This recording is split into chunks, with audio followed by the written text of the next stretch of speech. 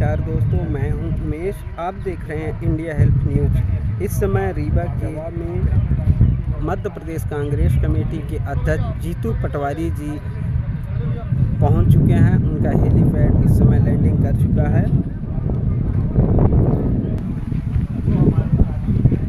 ये हम दिखाने की कोशिश कर रहे हैं। जीतू पटवारी जी इस समय जावा में पहुंच चुके हैं। ये हम दिखाने की कोशिश कर रहे हैं। उनको सुनने के लिए काफ़ी संख्या में लोग एकत्रित हुए हैं। उनका इस समय मंच में स्वागत हो रहा है। काफ़ी दूर दूर से लोग आए हुए हैं। लोकसभा चुनाव 2024 के कार्यकर्ता बैठक सम्मेलन के मुख्य अतिथि है और पूर्व प्रदेश कांग्रेस कमेटी के अध्यक्ष माननीय अरुण यादव साहब, आप सबके जोरदार तालियों से स्वागत करेंगे आदरणीय अरुण भैया का। हमारे बीच में देश के जाने माने कानून के विधि के वेत्ता और राज्यसभा के सदस्य माननीय विवेक तनखा साहब हैं। हम आप सबसे चाहेंगे कि जोरदार तरीके से स्वागत करें। में चुनाव होने वाला है। हमारे बीच में हमारे रीवा लोकसभा के प्रभारी आदरणीय सुखेंद्र सिंह पन्ना जी हैं। आप सबसे चाहेंगे कि जोरदार तालियों से आदरणीय सुखेंद्र सिंह पन्ना जी का स्वागत करें। जो सामने लोग गैलरी में खड़े दुबे जी, आप लोग साथ हो जाइए पसंद के। और मैं बिना विलंब किए हुए माननीय अतिथियों के स्वागत सम्मान के लिए ब्लॉक अध्यक्ष हमारे अरुण सिंह जी, हमारे धनेन्द्र द्विवेदी जी, हमारे आप भी जाइए युवक कांग्रेस के हमारे। आप सब ये जानते हैं कि देश में 10 साल से जो अत्याचार चल रहा है और रीवा जिले में जो 10 सालों से अत्याचार चल रहा है, इन अत्याचार को खत्म करने के लिए यह लोकसभा का चुनाव महत्वपूर्ण है। रीवा जिले के सभी साथियों को, जनता जनार्दन को और अपने उपस्थित सभी साथियों को आप सबसे मेरा अनुरोध है। संविधान बदलने के बाद लोकतंत्र में, प्रजातंत्र में किसी को भी यह अधिकार नहीं रह जाएगा कि वो अपनी बात रख सके। और एक विपक्ष होता है जो आपके सामने, आपके साथ मजबूती के साथ खड़ा रहता है आपकी बात करने के लिए।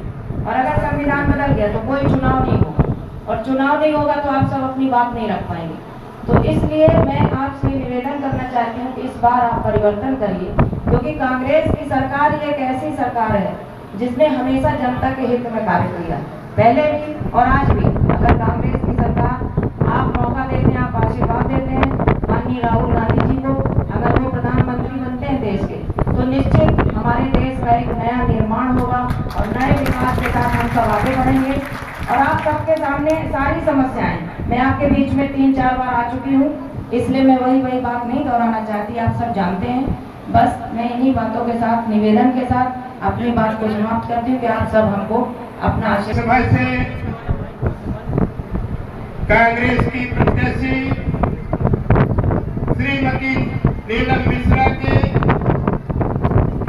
जिताऊ समर्थन के लिए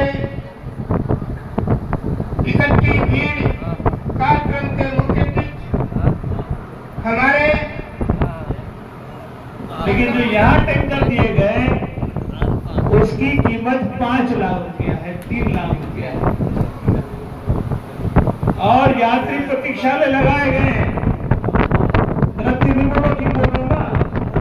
यात्री प्रतीक्षालय की कीमत 50,000 रुपया है। और जो रीवा में यात्री प्रतीक्षालय लगाए गए हैं उसकी कीमत 2 से 2.5 लाख, 3.5 लाख। उन्होंने कहा था 2014 में बहुत ही महंगाई की मार, अब की बार मोदी सरकार, याद है? याद है? तो फिर तो आपके घर में खाने का जो मीठा तेल है अब 30 रुपए का मिल रहा होगा, 25 रुपए की मिल रही होगी। क्या बात कर रहे हो आप? सबकी बात मानी मोदी जी ने कहा बहुत ही महंगाई की मार, तो इतनी मारी है महंगाई की मार, इतनी मारी है कि घर घर मार खा रहा है कि नहीं खा रहा है? सही है क्या? चलो कोई बात नहीं, देश के प्रधानमंत्री एक आध वादा झूठा हो जाता है उनका। उन्होंने एक और बात कही थी, लोग बेरोजगारी की बात, लोग रोजगार हर वर्ष देंगे, याद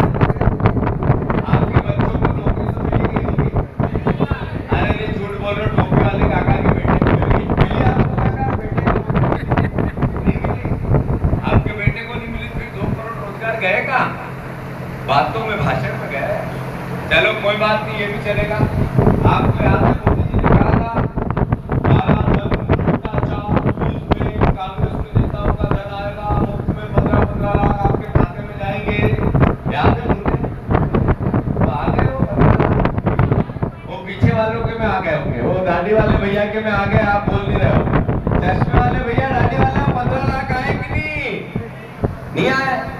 अरे कोई बात नहीं, देश के प्रधानमंत्री ने कहा है कि इन सब बातों को करने वाले राष्ट्रभक्त नहीं है। उन्होंने कहा राष्ट्रभक्त लोग कभी ये सवाल प्रधानमंत्री से करेंगे क्या? हम राष्ट्रवादी लोगों से अगर तुम सवाल करोगे, ऐसा संभव है? अरे देश के प्रधानमंत्री ने एक और बात कही थी अच्छे दिन की, याद है आप लोगों को? अच्छे दिन क्या कहा था? ऐसे बोलते थे अच्छे दिन, तो ये ऐसे लोग बोलते थे अच्छे दिन। अब मैं बोलता जाऊं और आपको अच्छे दिन के बाद आएंगे बोलना है। 17 सरकारें नरेंद्र मोदी ने चुनी हुई गिरा दी, मध्य प्रदेश में से एक अच्छे दिन आ गए। 500 विधायक खरीद और फरोख्त हो गई, दल बदल। इस 10 साल में 500 विधायक अच्छे दिन आ गए। 200 सांसद चुन के गए कांग्रेस से, समाजवादी से, वामदल से और हो गए बीजेपी। अच्छे दिन आ गए। लोकायुक्त के केस लगाए, जैसे लोकायुक्त लोगों पे लगाते हैं ना, ऐसे 265 पे 50 पे कार्रवाई वापस ले ली और 200 पे सरकार अनुमति नहीं देती, कहती है कि हमारे लोग हैं, हम अनुमति नहीं देंगे। अच्छे दिन आ गए।